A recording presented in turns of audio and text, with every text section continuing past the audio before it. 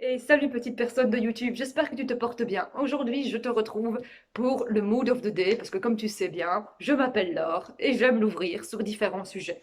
Alors le sujet d'actualité le plus important à l'heure actuelle, le sujet le plus important à l'heure actuelle, eh bien forcément, c'est ce fameux Covid-19, 19, pardon, ce fameux Covid-19 qui nous a pas mal pourri la vie. Alors pourquoi j'ai eu envie de m'exprimer sur ce sujet dans le Mood of the Day? Ben, parce que le Mood of the Day, c'est un billet d'humeur et qui parle de sujets d'actualité qui m'ont un petit peu titillé, énervé. Nous avons parlé de l'histoire Kaden, nous avons également parlé dans ce Mood of the Day sur le fait que est-ce que nous devions séparer l'œuvre de l'artiste. Si tu n'as pas vu toutes ces vidéos, eh bien elles sont en bas, en barre d'infos, et donc on discute ensemble, on fait un petit peu de philosophie sur finalement la façon dont je vois les problèmes d'actualité ou l'actualité en général. Bref. Aujourd'hui, donc, nous allons parler du Covid, puisque le Covid a quand même été le sujet d'actualité le plus important de ces derniers mois, puisque nous avons été confinés donc du 19 avril au 11 mai, plus ou moins. Là, nous sommes le 18 mai, c'est censé être la dernière phase de déconfinement, entre guillemets. Les magasins commencent à réouvrir, on peut revoir des amis et sa famille. Attention, pas plus de 10 personnes par groupe, je crois. Et dans ce Mood of the Day, je voulais revenir sur différentes choses qui m'ont énervé par rapport, non pas à la maladie, mais par rapport à la façon dont tout ça a été géré et la façon dont cette maladie finalement impacte sur ma vie, mais impacte peut-être sur votre vie ou sur la vie des gens en général. Je m'exprime. La première chose, c'est que tout d'abord, il faut savoir que nous avons été confinés non pas pour nous faire chier, non pas pour qu'on n'attrape pas la maladie, mais bien pour ne pas surcharger les hôpitaux. Donc arrêtez, enfin voilà, j'ai vu beaucoup de choses sur Facebook qui m'ont énervé en mode le confinement ça sert à rien, blablabla, bla bla, il faut que tout le monde l'attrape. Déjà, vous n'êtes pas médecin.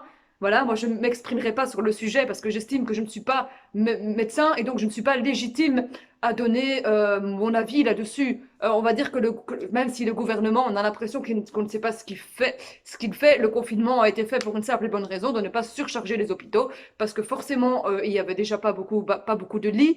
Il faut savoir que les hôpitaux n'ont pas beaucoup de budget, et je trouve ça honteux, parce que quoi de plus important que la santé de ces citoyens, on va dire, hein. On dirait que le gouvernement, la santé, c'est pas trop le délire, on s'en fout, tu tombes malade, tant pis pour toi, hein. Les infirmiers qui font des heures supplémentaires, qui prennent des risques pour sauver la population, bah, devrait, selon moi, avoir beaucoup plus de budget que cela. Donc voilà, faut pas hésiter à se battre, ou si vous avez l'occasion de pouvoir faire quelque chose pour les hôpitaux, eh bien n'hésitez pas. Et donc c'est pour ça que ce confinement a été créé, en fait, pour éviter la surcharge des hôpitaux et pour permettre aussi au personnel hospitalier de pouvoir souffler un petit peu.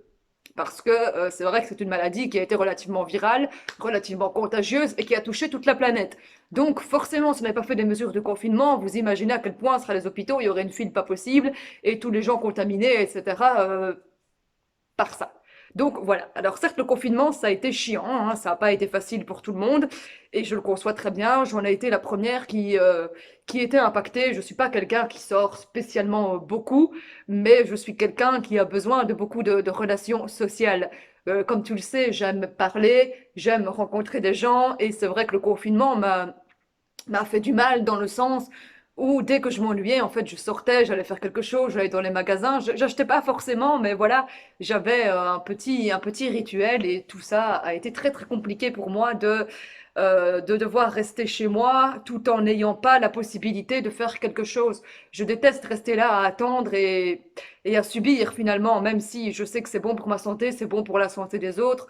Je l'ai très mal vécu. Et voilà, enfin, je crois savoir que je ne suis pas la seule à avoir mal vécu ce confinement, dans le sens où c'est très difficile de se dire, ben voilà, je dois sauver le monde en restant chez moi, et de ne pas finalement avoir de prise sur la situation, d'avoir le gouvernement qui raconte un peu n'importe quoi. Finalement, on ne sait plus si c'est vrai, si c'est faux, s'ils savent vraiment ce qu'ils font.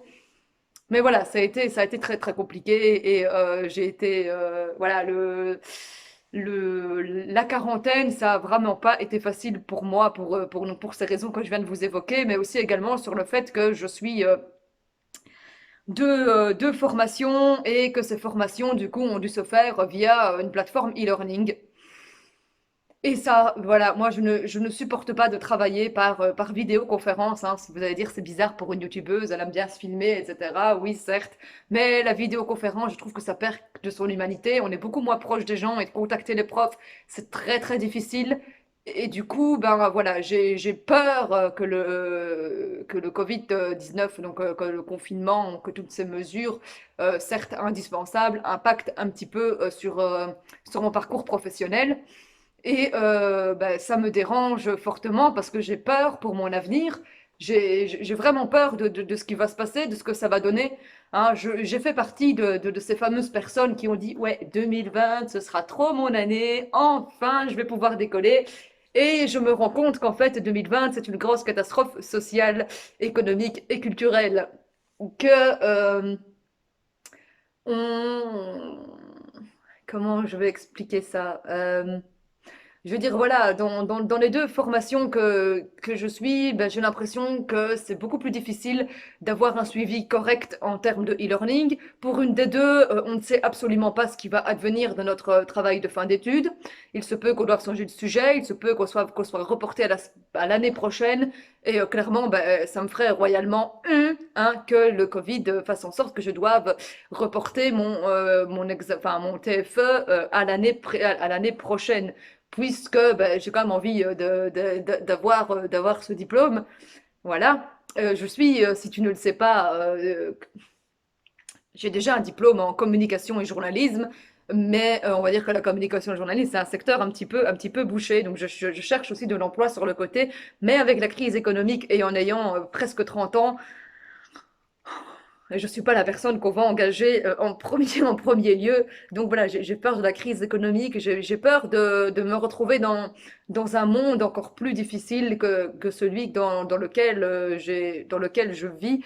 Et voilà, j'ai vraiment peur que ça s'arrange pas, j'ai vraiment peur pour mon avenir en fait. Et ce confinement m'a mis face à à tous ces problèmes, à la façon dont je voyais ma vie. J'ai toujours été quelqu'un de très positif qui se disait que ça allait s'arranger, que quoi qu'il arrive, tout allait aller mieux un jour. Et je sais qu'il faudrait garder ce côté positif, ce côté enjoué, ce côté tout va bien, n'est-ce pas, Oli? Voilà, elle est toujours positive, Oli. Mais je me dis que finalement, en fait, 2020, ça s'annonce mal, mais ça s'annonce mal aussi pour les années futures. Je me suis énormément posé de questions sur mon avenir, sur ce que je voudrais faire, sur la façon dont je voyais ma vie. Et je me dis que quelque part, ben, ça a ça a vraiment impacté. J'ai l'impression en fait que je peux rien faire et que quoi que je fasse, que ça sert à rien de faire des efforts parce que de toute façon, si le monde est pourri, tu auras beau faire tout ce que tu veux pour t'en sortir, le monde il est pourri, il est pourri. Et je sais que c'est une vision qui est très pessimiste et c'est pour ça que je me dis que ça m'a fait que ça m'a fait beaucoup de mal. Je me suis aussi posé la question de si je voulais des enfants parce que quelque part j'ai toujours voulu des enfants. J'ai toujours voulu savoir ce que ça faisait d'être mère, parce qu'il n'y a rien de plus magnifique, selon moi, de pouvoir avoir la capacité de créer la vie. Ça doit être quelque chose de magique. Mais est-ce que je suis prête à offrir ce monde dégueulasse, pourri, sans avenir à des enfants? Clairement pas, non. Non, parce que je m'en voudrais d'avoir mis au monde un enfant qui va vivre dans un monde complètement pourri. Et, et du coup, j'ai l'impression, en fait, que vraiment, c'est pas, je suis pas en mode, je vais me suicider, hein, pas du tout, mais voilà, je me dis que l'avenir ne sera peut-être pas aussi rose qu'on le veut, qu'il faudra peut-être probablement revoir sa façon de vivre. Euh, voilà, peut-être sacrifier certaines choses parce qu'il faut pas être égoïste. Et en même temps, je me dis, ouais, mais enfin, il y a des tas de gens qui ont fait par exemple des enfants pendant la guerre. Il y a eu énormément de gens qui ont fait des enfants alors que c'était la guerre et que c'était aussi la crise. Donc je me dis quelque part, peut-être que ces gens, ils ont eu raison. Ils se sont peut-être dit ça va s'améliorer un jour. Mais voilà, je me suis énormément posé beaucoup de questions sur mon avenir et je crois que qu'il était important d'en discuter avec vous parce que je vois beaucoup aussi sur les réseaux sociaux que les gens en confinement, ils sont là, allez, vas-y, on fait du sport, et 1, 2, 3, 4, et 1, 2, 3, 4, et 1. 2, 3. Enfin, tu vois, il fallait la motivation, le développement personnel. Alors oui, j'aime beaucoup le développement personnel. Personnellement, je ne fais pas de sport, c'est pas très très bien, mais j'essaye de temps en temps, mais voilà, je suis pas quelqu'un qui est extrêmement sportif. Et du coup, je m'en voulais un petit peu, en fait, de pendant ce confinement, de ne pas avoir pris le temps de peut-être mettre de nouvelles choses en place, mettre en place de nouveaux rituels, de faire quelque chose. Je me suis un peu laissée submerger par mes émotions et j'ai un peu laissé certaines choses de côté. J'ai beaucoup baissé les bras. J'ai eu des moments d'extrême contentement comme des moments de déprime totale. Le chat pète un câble, hein, de déprime totale. Et je me suis dit, voilà, il est aussi important de dire aux gens que si vous avez mal vécu le confinement, eh ben, c'est pas grave, c'est normal. Ça fait pas de vous quelqu'un de mauvais parce que vous n'avez pas suivi des conseils de développement personnel ou parce que vous n'avez pas fait de sport ou parce que, je sais pas, moi, voilà, parce que vous avez pleuré, parce que vos amis vous manquaient, parce que, voilà. Donc, c'était aussi un message pour vous dire que, ben oui, on est tous différents et si vous avez mal vécu le confinement, ben voilà, ça m'est arrivé aussi. Ça arrivait à certainement beaucoup de gens. Si tu as mal vécu le confinement, ben justement, tu peux me laisser un commentaire pour me dire pourquoi, pour me dire si toi, comment tu vois l'avenir, comment tu te sens par rapport à ça.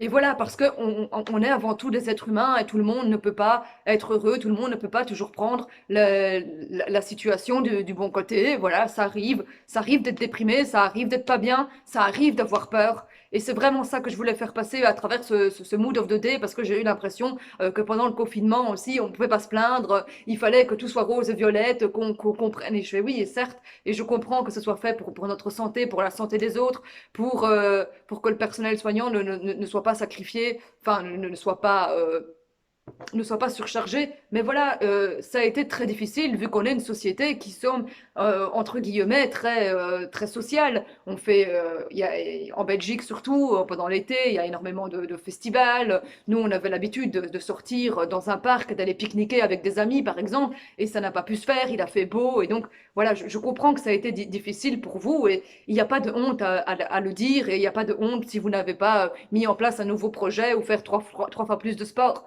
Voilà, c'est pas ça qu'on vous a demandé. On vous a demandé de rester chez vous et de faire attention.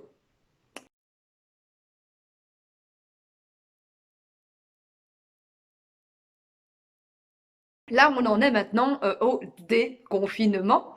On va enfin pouvoir reprendre une vie normale. Et là aussi, je me dis que ça va être compliqué. Dans le sens où déjà, on ne sait pas trop, là, c'est un peu un test, hein, si ça se trouve, on va avoir une deuxième vague et beaucoup de gens pensent qu'il va y avoir une deuxième vague. Personnellement, je croise tous les doigts. Attends.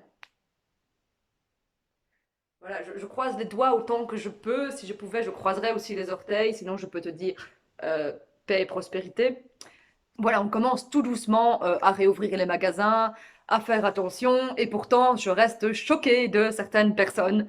Hein, voilà, donc on pouvait voir sa famille, pas plus de 10 personnes, essayer le plus possible de respecter les consignes d'hygiène.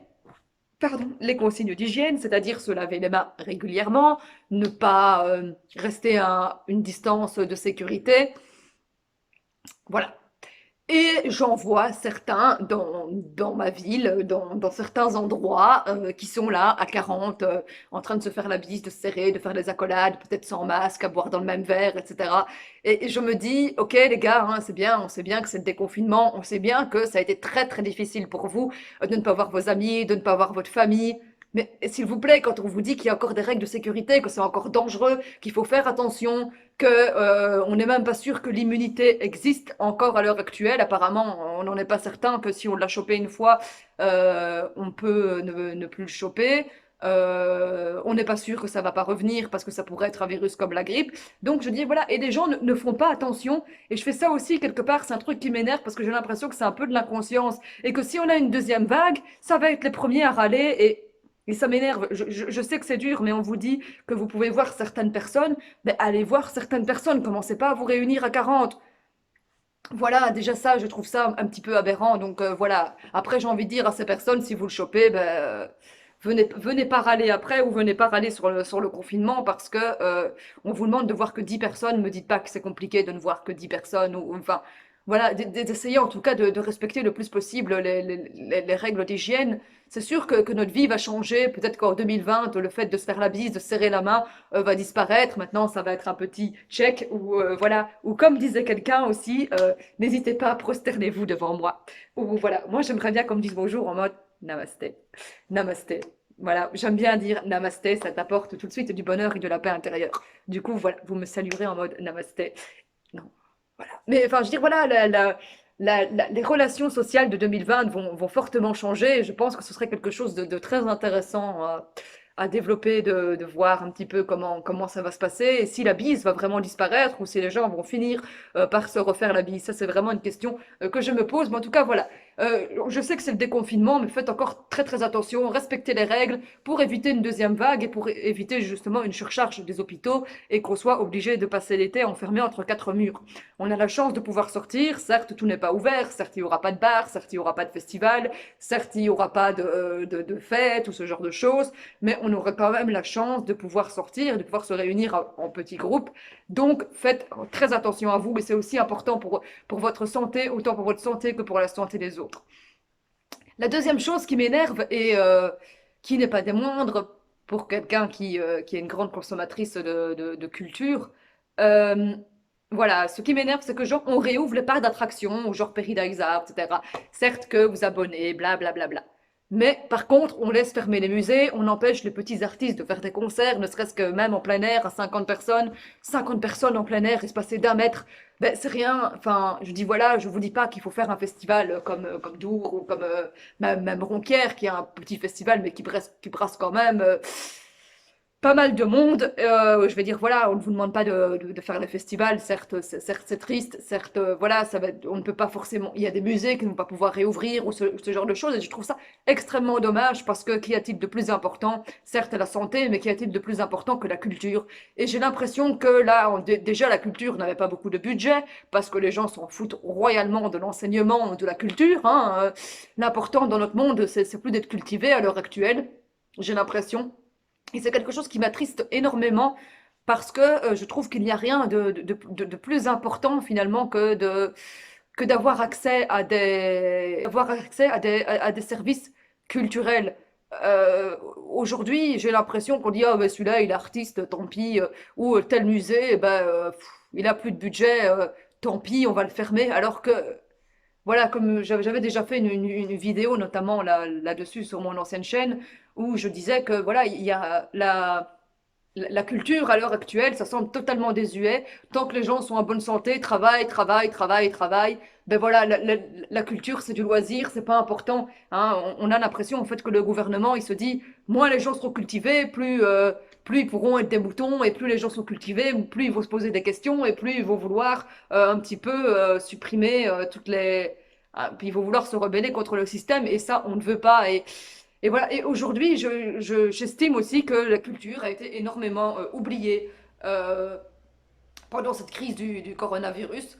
On a fait énormément de choses pour aider, pour aider les entreprises, et c'est très très bien, puisque voilà, je compte me lancer un jour en tant qu'indépendante, et donc du coup, je trouve très intéressant qu'on puisse donner des aides aux indépendants, mais je trouve malheureux que par exemple certains musées ou certains artistes risquent de perdre leur emploi à cause du fait que le coronavirus à cause de cette crise du coronavirus et qu'on ne leur a pas donné les budgets nécessaires ou l'aide nécessaire. Oli, casse-toi.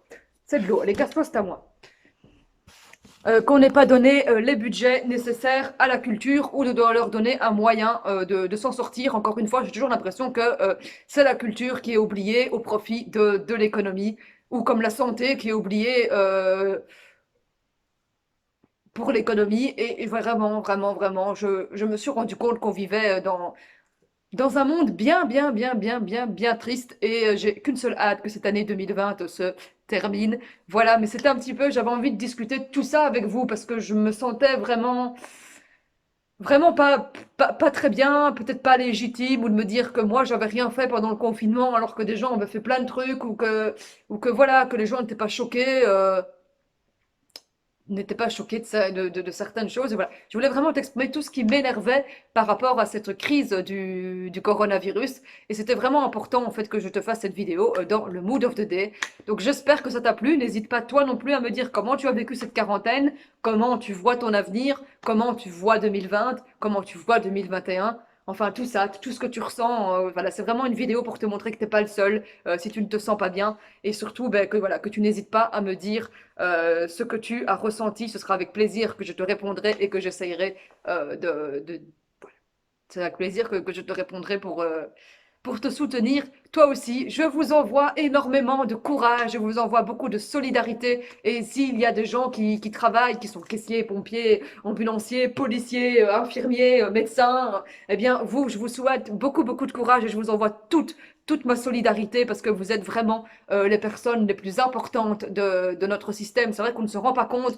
Je pense que les gens se sont rendus compte vraiment de l'importance et du risque que prenait par exemple une caissière ou un infirmier. On ne se rend pas compte de toutes les tâches vraiment, de tous les problèmes qui auraient pu résulter de ça, ou le fait que ces personnes-là auraient pu être contaminées beaucoup plus vite que les autres dû à leur travail. Donc respectez tous ces gens, n'allez pas courir dans les magasins, n'allez pas, enfin voilà, vraiment, n'allez pas courir à l'hôpital pour rien. Essayez vraiment de respecter ces gens et de surtout, si vous avez l'occasion de pouvoir les aider, eh bien n'hésitez pas parce que c'est vraiment des personnes, c'est vraiment les personnes les plus importantes, je pense, à l'heure actuelle et c'est encore des personnes qu'on oublie dans l'économie. Voilà, j'espère que cette vidéo vous a plu. On se retrouvera prochainement pour une vidéo un petit peu plus joyeuse. D'ici là, porte-toi bien et à très bientôt, petite personne de YouTube.